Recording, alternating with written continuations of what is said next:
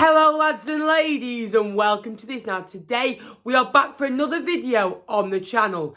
Now today we are doing my best player at every club in League One. 24 players, 24 clubs. It's going to be an interesting one. Let me know who you think your best player is at your club. Some hard predictions in there because the season has only just started. We're only 3 games in, but I've gone from past experiences with clubs and past form. So let me know your thoughts. If you're new to the channel, please subscribe. We're on the road to 6,000 subscribers.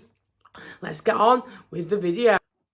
Starting off from the bottom, Bristol Rovers. Now again, they had a good spending spree in the summer, bringing in some good players and a lot on free deals as well. But I'm going to go for Zane Westbrook. Came from Coventry, again got a promotion there last year. He got 4 goals in their promotion season, and again he's come with a good reputation. Again, one of those that you think could be one of the best in the league in a couple of years. A good signing. Again, was involved against Doncaster, and I think he could be a really good player for them this season. He's great on the ball. He's an attacking promise. He can run with the ball, you know. Next up, Rochdale. Now again, they've not got many good players. They've lost Ian Henderson, they lost Callum Camp, they lost Luke Matheson, they lost Rafferty last year, and again it just feels kind of they're losing a lot of their star players over the years. I know that a few of them were on loan that have gone back to parent clubs as well. But for me, I'm going to go for Stephen Humphreys. A great deal for Rochdale. Again, scored 11 goals for Southend last year. Southend only scored 39. So he scored just under 30% of their goals. And it just shows you what a player he is. At MK Dons, again, a third player that is in this list in a row that has been signed in the summer. I've gone for Scott Fraser. Now again, MK haven't had a good start to the season, just a 1 point from the first 3 games. Again, I've gone for Scott Fraser, 16 goals in 91 Brewers League appearances. A good player, fast on the wing, can play in behind a striker. And again, that record, again, he's not an actual striker. He's like a 1 in 5 or a 1 in 6 player. Rounding off the relegation zone, Portsmouth. There's only one man, Ronan Curtis for me. 99 appearances for Portsmouth now, 27 goals and a numerous amount of assists. Again, the way he can create chances, the way he can cut in.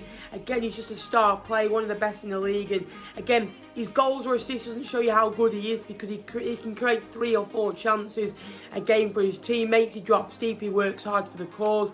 And again, the club he signed from, he made 100 appearances for them. So again, I know a lot of clubs are interested in Curtis's signature. I think he'll stay this year, but I think he's too good for League One at this moment in time. Coming outside of the relegation zone, Shrewsbury again had a good window this year. Got some good defensive players, some good attacking players like Cummings up front as well, Ebanks, Landell at the back as well. But for me, I've gone for Josh Vella again, promotion hero with Bolton Wanderers in that League One squad. That was a ridiculous squad. And again, he was training at Fleetwood's ground, not with Fleetwood, but I know he lives near to where Fleetwood train at that moment in time. Again, either way, he can get onto a ball and drive forward as an attacking midfielder and really help out the strikers. A bit like Callum Camp. Peterborough, Sammy Smodux, end of discussion.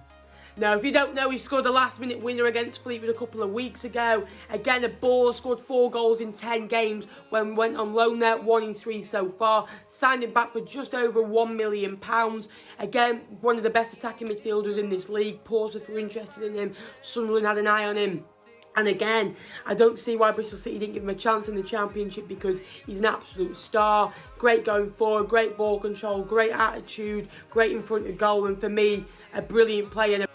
Next up is a club that never say die, Accrington Stanley. Now, I've gone for a player that hasn't made an appearance yet this season, and that is due to injury. Sean McConville, 219 appearances for Stanley, 46 goals. Promotion hero. Never really cut it elsewhere, but come to Accrington. John Coleman, what a manager. He gets the players that nobody else wants. He goes into the non-leagues and really develops them, like Dion Charles as well, who's really been a revelation for them in the last couple of years. But for me, Sean McConville, again, one of the best midfielders in League One.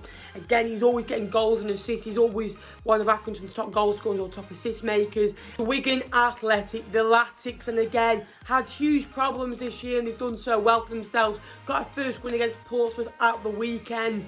And for me, their best player, they've still got some good players in that squad, like Cal Naismith, Solomon Otterbar, who had a loan spell with Blackpool and been ex-Birmingham as well.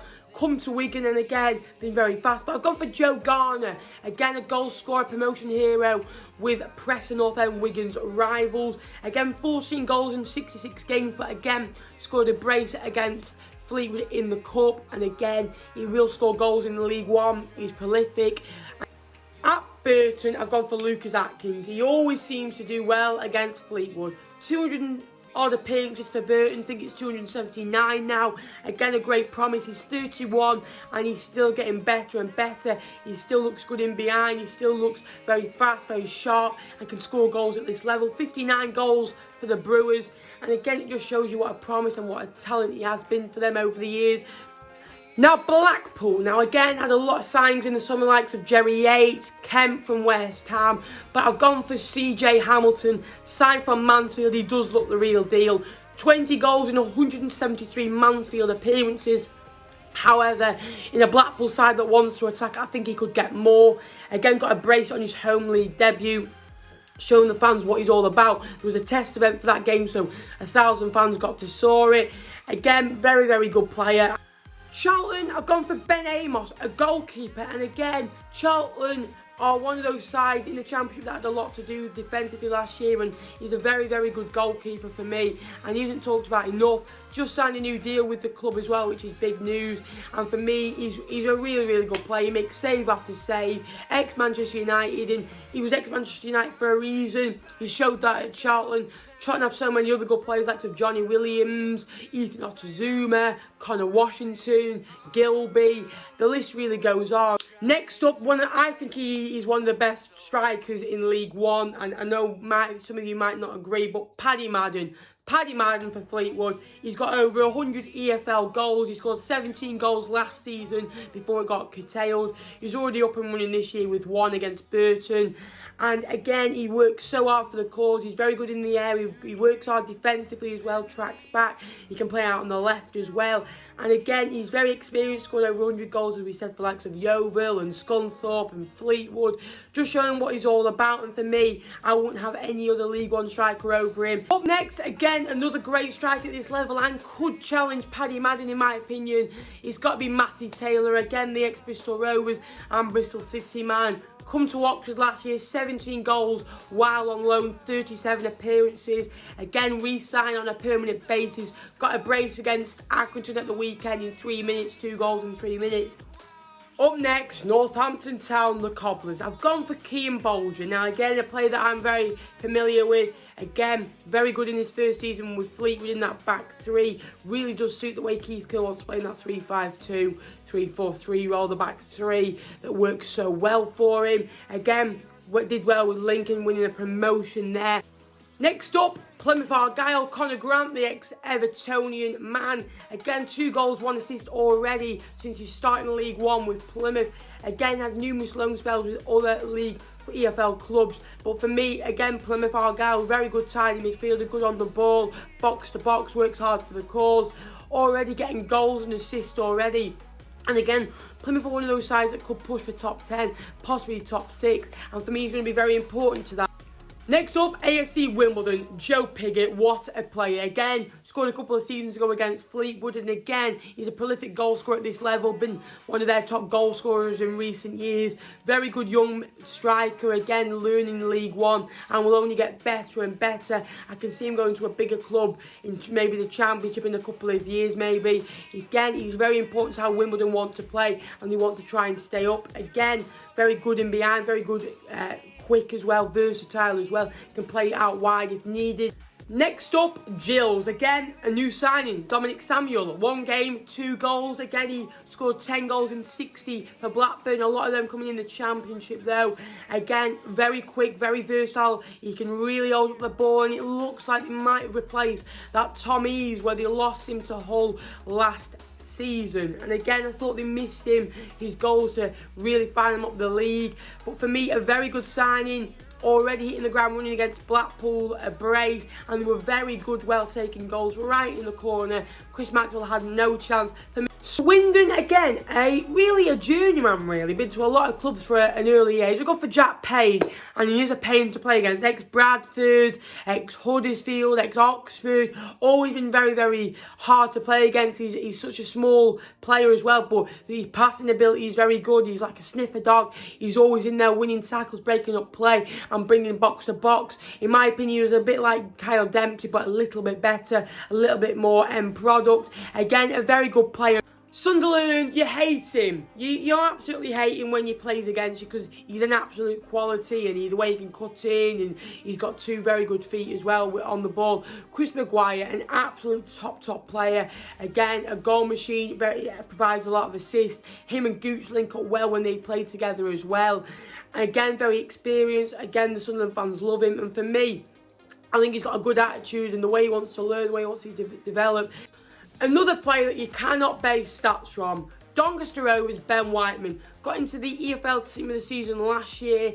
Again, a very good midfielder, breaks up play, that more defensive midfielder, can provide goals and assists as well. Again, there's no rumoured why Huddersfield and Barnsley were all interested in his services in the summer. Again, protects that back line as well, can go forward, can link up the play. A bit like a Jordan Henderson at Liverpool. He just puts it all together, and again, he's already got an assist this season in his first 3 games. I think he'll get at least 6 goals, 6 assists this season minimum.